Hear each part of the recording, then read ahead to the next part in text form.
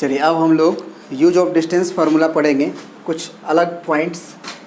पहला पॉइंट्स है कि आपको मान लो 4 vertices A B C D या कुछ भी 4 वर्टिसेस दिया हुआ हो और प्रूफ करना हो कि चारों वर्टिसेस जो हैं वो पैरेललोग्राम के वर्टिसेस हैं, है ना, पैरेललोग्राम के वर्टिसेस हैं। तो आप याद करो कि आप क्या प्रूफ कर दोगे कि ये पैरेललोग्राम हो जाएगा।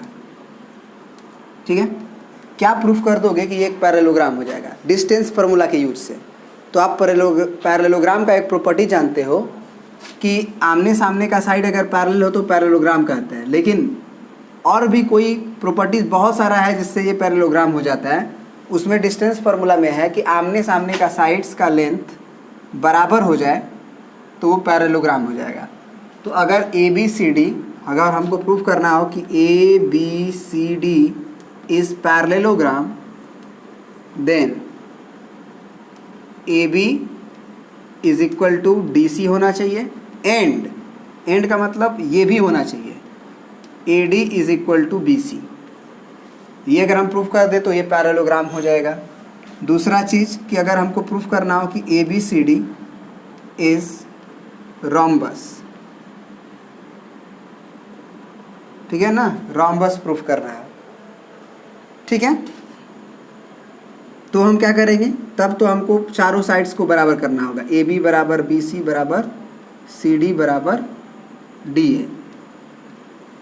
कभी कभी क्या होता है, एक और चीज़, हाँ चलो और भी देख लेते हैं। तीसरा मान लो कि रोम्बस प्रूफ करना हो तो बस ये चारों साइड्स को बराबर प्रूफ कर दो, हो जाएगा। और सब में डिस्टेंस फार्मूला लगेगा क्योंकि ए का कोऑर्डिनेट दिया होगा, कुछ ना कुछ दिया होगा, x1 y1 कुछ ना कुछ दिया होगा, x2 y2 x3 y3। तो डिस्टेंस फार्मूला हम यूज कर सकते हैं, x4 y4 घटा के स्क्वायर करके, है ना। तीसरा पॉइंट है, मान लो कि हमको प्रूफ करना हो रेक्टेंगल। तो रेक्टेंगल अगर प्रूफ करना हो तो मात्र आमने सामने का साइड्स बराबर कर दोगे तो रेक्टेंगल नहीं होगा, क्योंकि रेक्टेंगल में ईच एंगल 90 डिग्री भी होता है। तो रेक्टेंगल प्रूफ करने के लिए दो तरीका से प्रूफ कर सकते हो। मेथड 1 है कि पहले रेक्टेंगल का फिगर को ध्यान से देखो।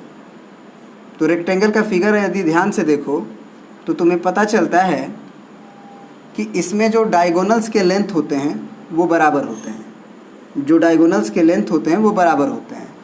तो अगर तुमको रेक्टेंगल प्रूफ करना हो तो तुम्हें ये तो प्रूफ करना ही करना है कि ए बी बराबर डी सी एंड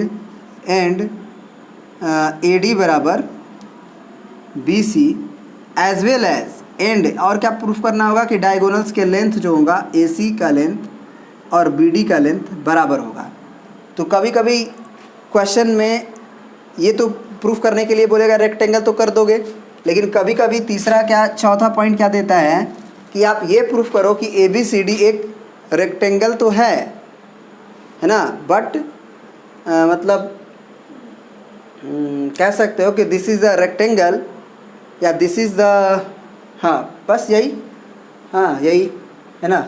दूसरा चीज़ हम जो बता रहे हैं उसको समझने की कोशिश करना, क्योंकि अब रोम्बस वाली कहानी आएगी कि अगर मान लो तुम्हें रेक्टेंगल के अलावे स्क्वायर प्रूफ करना हो तो क्या करोगे।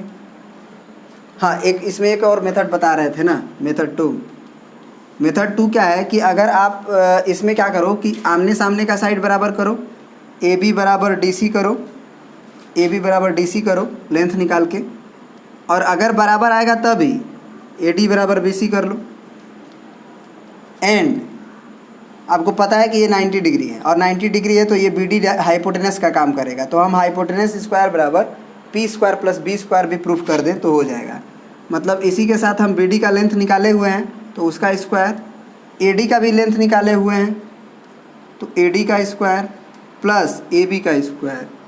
मतलब अगर ये तीनों हम प्रूफ कर दें तो भी ये रेक्टेंगल हो जाएगा। अब स्क्वायर की बात आती है कि स्क्वायर प्रूफ कीजिए, तो स्क्वायर में जो है केवल आमने सामने मैंने चारों साइड्स को बराबर प्रूफ कर देना ही सफिशिएंट नहीं है स्क्वायर के लिए, क्योंकि स्क्वायर के लिए ईच एंगल 90 डिग्री भी होता है। तो स्क्वायर के लिए फिर दो चीज़ें प्रूफ करना होगा। इसमें भी दो तरीक़ा से प्रूफ कर सकते हैं। मेथड 1 जो है वो ये है कि ए बी बराबर बी सी बराबर सी ए बराबर डी ए करिए, सी डी बराबर डी ए करिए। एंड ये चारों साइड तो बराबर करना ही करना है, उसी के साथ साथ जो डायगोनल्स के लेंथ हैं वो बराबर होते हैं, जबकि रोम्बस में नहीं होते हैं। रोम्बस ये फिगर नहीं बनाया था हम एक्चुअली। रोम्बस में आपको पता होना चाहिए कि चारों साइड्स बस बराबर होते हैं, डायगोनल्स के लेंथ बराबर नहीं होते हैं। डायगोनल्स के लेंथ बराबर नहीं होते हैं। देख लीजिए, ये बड़ा है और ये डायगोनल छोटा है, ठीक है ना। तो रेक्टेंगल स्क्वायर अगर प्रूफ करना हो तो आप ये भी प्रूफ करना पड़ेगा आपको कि ए सी बराबर बी डी, मतलब ये चारों बराबर प्रूफ करके फिर ए सी का लेंथ निकालना होगा ए और सी में डिस्टेंस फार्मूला यूज करके, और फिर बी और डी में डिस्टेंस फार्मूला यूज करके करना होगा, तब जाके आप स्क्वायर प्रूफ कर सकते हैं। हाँ, कभी कभी क्वेश्चन देता है कि this is the rhombus but not a square. क्या होता है? This is the rhombus but not a square. तो आपको क्या प्रूफ करना होगा? बस चारों साइड का लेंथ बराबर प्रूफ कर दीजिए, और साथ ही साथ जो डायगोनल्स के लेंथ हैं उसको दिखा दीजिए कि वो बराबर नहीं है। तो डायगोनल्स के लेंथ अगर बराबर नहीं है तो निश्चित रूप से वो एक रोम्बस है, स्क्वायर नहीं है। उसी तरह से इसमें क्या प्रूफ करने के लिए बोल सकता है कि दिस इज़ अ, मतलब 4 वर्टिसेस दे दे, 2,4, 7,8, 8,9, 2,3, कुछ भी दे दे, मतलब इन जनरल बोल रहे हैं। वो हो सकता है कि पैरेललोग्राम ना हो। ये बोलेगा कि प्रूफ कीजिए कि this is a parallelogram but not a rectangle, but not a rectangle. तो अगर ये प्रूफ करने के लिए बोल दिया गया कि ये पैरेललोग्राम है, रेक्टेंगल नहीं है, तो आपको ये प्रूफ करना होगा चारों साइड का लेंथ बराबर, सॉरी आमने सामने के साइड्स का लेंथ बराबर, साथ ही साथ जो डायगोनल्स के लेंथ निकालेंगे आपको पता होना चाहिए कि वो एक पैरेललोग्राम में बराबर नहीं होता है। मतलब ए सी बराबर not equal to D B या बी डी। किस में नहीं होता है? तो पैरेललोग्राम में नहीं होता है, रेक्टेंगल में होता है, ठीक है ना। तो आप ये समझ गए मेरा 5वां पॉइंट कि क्या दे सकता है आपको प्रूफ करने के लिए, this is the rhombus but not a square. तो आपको क्या प्रूफ करना होगा? चारों साइड का लेंथ बराबर प्रूफ करिए, और साथ ही साथ ये भी लेंथ निकालिए और इसे लेंथ को निकाल के दिखा दीजिए कि ये बराबर नहीं है। और निश्चित रूप से अगर वो ऐसा होगा, रोम्बस होगा, स्क्वायर नहीं होगा, तो ऐसा पालन होगा। या मेथड 2 भी बता रहे थे स्क्वायर प्रूफ करने के लिए भाई, कि पहले चारों साइड का लेंथ तो बराबर करना ही करना है, ए बी बराबर बी सी बराबर सी डी बराबर डी ए। और एक आपको पता है कि अगर ये राइट एंगल है तो फिर हाइपोटेनस वाली कहानी प्रूफ कर दो एगो, यानी कि बी डी का स्क्वायर बराबर A D square plus A B square, A D square plus A B square, ठीक है ना। तो ये कहानी आपको मिलता रहता है। हाँ, एक और चीज़ ट्रेंगल में देख लेते हैं। ये तो हम देखें किस चीज़ में, क्वाड्रिलेटरल में। अब ट्रेंगल में आते हैं। ट्रेंगल में प्रूफ करने के लिए बोलता है कि ये आइसोसेलेस ट्रेंगल है, ये इक्विलैटरल ट्रेंगल है, या एक राइट एंगल ट्रेंगल है, इसे प्रूफ कीजिए, है ना। तो उसके लिए हम क्या करेंगे, बाकायदे आप थ्योरी का कॉपी पे लिखते जाइए, उसके बाद हम लोग आर एस अग्रवाल और एनसीईआरटी के क्वेश्चंस को देखेंगे, ठीक है ना। तो अब जो है, अगर हम बोले आपको कि अगर 3 वर्टिसेस ए बी सी दिया हुआ हो तो प्रूफ करिए कि A B C triangle A B C is isosceles triangle, is an isosceles triangle, है ना। तो अगर हमको आइसोसेलेस ट्रेंगल प्रूफ करना है तो निश्चित रूप से हमको ए बी का लेंथ निकालना है, बी सी का लेंथ निकालना है और ए सी का लेंथ निकालना है, और इसमें से कोई भी 2 साइड्स के लेंथ को बराबर प्रूफ कर देना है। या ए बी बराबर बी सी कर लो, या ए बी बराबर ए सी कर लो, या बी सी बराबर ए सी कर लो। अब तुम क्या करोगे कि तुम तीनों साइड्स का लेंथ तो निकाल ही सकते हो डिस्टेंस फार्मूला से, और तीनों में से देख लो कि कौन सा 2 बराबर है। जो 2 बराबर होगा फिर बोल देंगे कि 2 साइड बराबर है तो आइसोसेलेस। दूसरा बोल सकता है कि A B C is an equilateral triangle, equilateral triangle. तो बस इसमें तो और आसान है, तीनों साइड निकालिए और देख लीजिए कि तीनों बराबर है कि नहीं है। अगर तीनों बराबर है तो दिस इज इक्विलैटरल ट्रेंगल, क्योंकि इक्विलैटरल ट्रेंगल की प्रॉपर्टी है कि तीनों साइड बराबर होते हैं। तीसरा पॉइंट कि अगर आपको प्रूफ करने के लिए बोल दे right angle triangle, right angle triangle proof करिए, तो आपको क्या प्रूफ करना होगा कि पहले आप तीनों साइड निकालिए, ए बी, बी सी और सी ए, उसमें से दो छोटे छोटे लेंथ जो हैं, जो भी दो छोटे छोटे लेंथ हैं उसका स्क्वायर करके देखिए क्या वो तीसरे के स्क्वायर का स्क्वायर करके जोड़ के देखिए कि क्या वो तीसरे के स्क्वायर के बराबर आ रहा है। कोई भी दो छोटा छोटा हो सकता है ना। राइट एंगल किसी पे भी हो सकता है, बी पे भी राइट एंगल हो सकता है, ए बी सी है तो, और कभी कभी राइट एंगल सी पे भी हो सकता है, ए भी यहाँ हो सकता है, और कभी कभी राइट एंगल आपका ए पे भी हो सकता है। तो वो जो है ना, इसीलिए हम बोले कि हाइपोटेनस तो सबसे लंबा लेंथ का होता है, इसीलिए जो सबसे बड़ा लेंथ है उसका स्क्वायर करके देख लो, माने कि हाइपोटेनस का स्क्वायर करके देख लो कि वो P square plus B square को फुलफिल कर रहा है कि नहीं।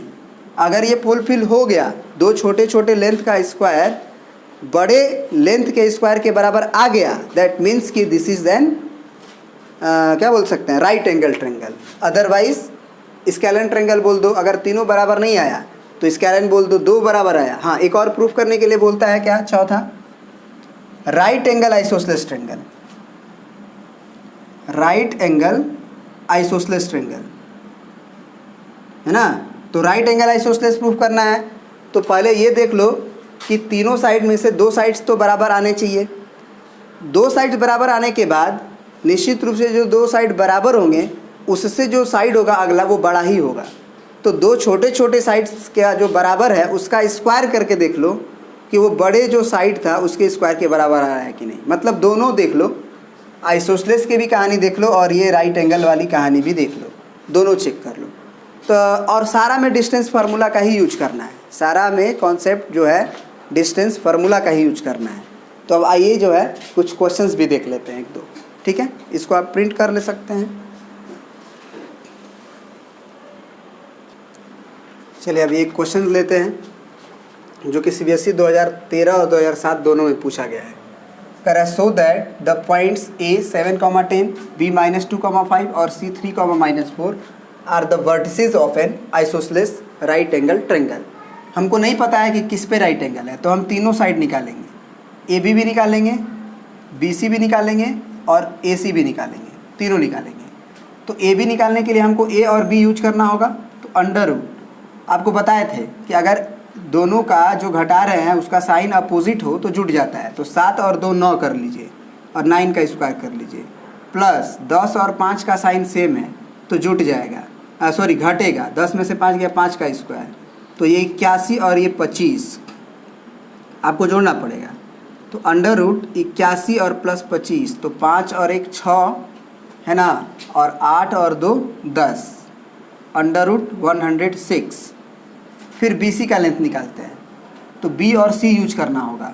तो अंडर रूट 3 और 2 साइन अपोजिट है, एक प्लस और एक माइनस, तो जुटेगा 3 2 5 25 स्क्वायर होता है।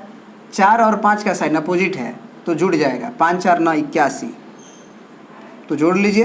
फिर वही 81 और 25 वाली कहानी है, तो ये भी अंडर रूट 106। तो ये तो क्लियर हो गया कि ये आइसोसेलेस ट्रायंगल है। CA को देखते हैं, CA को देखते हैं। तो A और C यूज होगा। तो A और C को गौर से देखिए, 7 और 3 पहला कोऑर्डिनेट का डिफरेंस तो सेम है तो घटेगा, तो 7 में से 3 गया, 4 का स्क्वायर 16 और प्लस फिर ये साइन क्या है, अपोजिट है, एक प्लस और एक माइनस है, 10 और 4 14, 14 का स्क्वायर 196। तो इसको जोड़ेंगे तो 6 और 6 12 होगा, और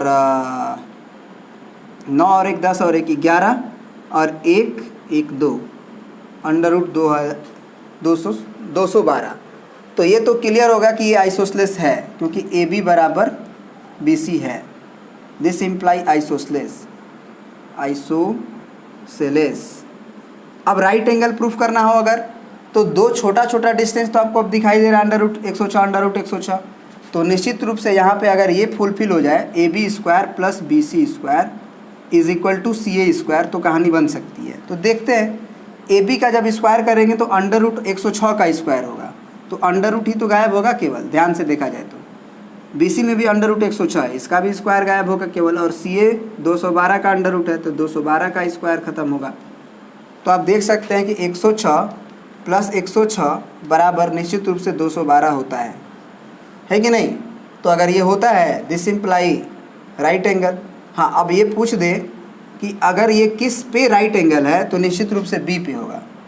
क्यों होगा बी पे? क्योंकि आप देख लो सबसे जो बड़ा साइड है वो तो ए सी में निकल गया, तो ये ए सी हो गया और ये बी हो गया आपका, क्योंकि ये √212 है, ठीक ना, और ये √106 है और ये √106 है।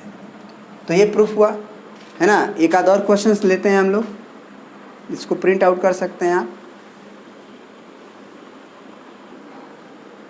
अब चलिए, ये एक CBSE 2015 में पूछा हुआ क्वेश्चन है। एक काम करते हैं, देखो जितना भी थ्योरी देना था डिस्टेंस फार्मूला पे दे लिए, आइसोसेलेस कैसे प्रूफ करते हैं, इक्विलैटरल कैसे प्रूफ करते हैं, पैरेललोग्राम कैसे प्रूफ करते हैं, रेक्टेंगल कैसे प्रूफ करते हैं, ये सारा चीज़ सीख चुके हैं। तो अब जो है एक क्या करते हैं, एक वीडियो बना देते हैं जिसमें केवल RS अग्रवाल और NCERT का जो बेस्ट क्वेश्चंस हैं, जो exam of point of view से इम्पोर्टेंट हैं, उसको ले लेते हैं। ठीक है ना? ठीक है, तो अब ये जो है हम काम करेंगे अब नेक्स्ट वीडियो में, इसमें हम इतना ही रहने देते हैं। ठीक है, चलिए।